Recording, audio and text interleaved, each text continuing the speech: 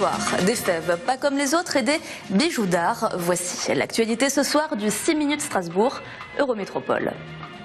Il y a les inconditionnels de la frangipane, ceux qui lui préfèrent sa version 2015, agrémentée de mirabelle, griotte ou poire, ceux encore qui dégustent une couronne briochée. Mais pour d'autres, qu'importe la galette pourvu qu'il y ait la fève. Et ceux-là, on les appelle les fabophiles et ils seront gâtés cette année. La Fédération des boulangers du Bas-Rhin a créé une collection de 10 fèves pour le millénaire de la cathédrale de Strasbourg. Des figurines en porcelaine représentant la rosace, l'horloge astronomique ou la cathédrale sous différentes formes à retrouver dans une trentaine de boulangeries. Et dans la galette géante offerte par la Corporation des boulangers de Strasbourg aux élus de la ville cet après-midi, une tradition. On écoute Francis Morer, président de la Corporation des boulangers de Strasbourg.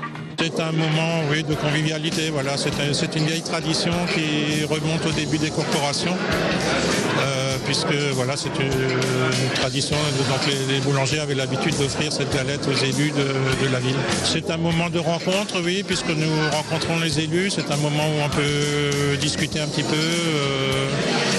Aider un peu notre cause, on va dire, voilà. C'est la Corporation de Strasbourg, il y a à peu près 190 boulangers, grosso modo.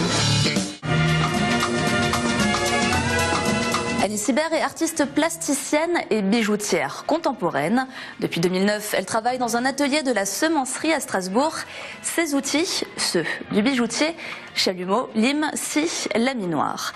Diplômée des arts décoratifs à Strasbourg, elle interroge la relation entre bijoux et objets à travers des séries très limitées ou des pièces uniques. Et pour les présenter, utilise photographie et performance.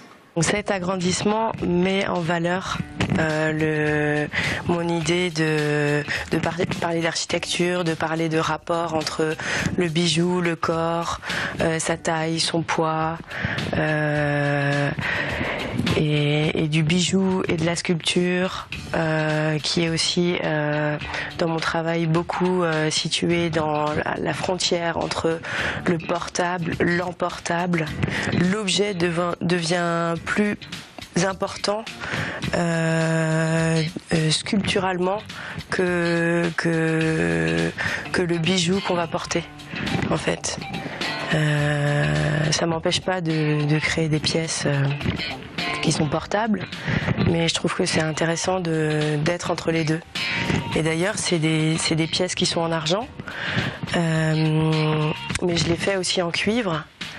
Et je trouve ça intéressant de pas se limiter aux matériaux, aux métaux traditionnels de la bijouterie, mais aussi de le faire dans d'autres matières. Je trouve ça intéressant de présenter des pièces en argent et en cuivre l'un à côté de l'autre, parce qu'on se rend compte aussi de la matérialité de ce métaux, de presque l'énergie qui dégage. Il y a aussi la couleur. Il y a le poids et voilà, comme je peux pas choisir entre un métier d'artiste contemporain qui fait des installations dans des musées et un travail d'atelier sensible où je continue à expérimenter, à découvrir les choses par moi-même à travers les outils. J'ai imaginé ces bagues quand j'ai découvert la technique du tour à métaux. Qui est donc un outil industriel avec lequel on travaille vraiment au dixième de millimètre près. Je crée ma propre matière. Donc là, c'est acier-argent. Ici, il y a du cuivre, de l'argent et de l'acier. Et dans cette matière, je vais introduire du vide, ce qui va permettre à la fin d'avoir un objet qui aura un aspect entre le brut et l'industriel. C'est une série qui s'appelle Sculpture sur mesure.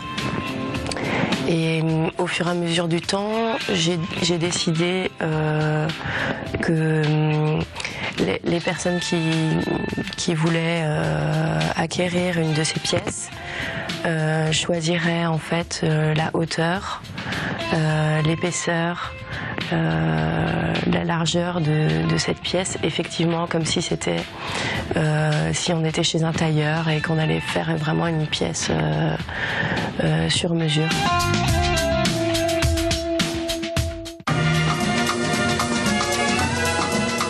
8h36, Eurométro pour commenter l'actu sur Twitter. Au programme de demain, l'index mondial de la persécution et le sit-in de l'association Strasbourg Curieux. Salut.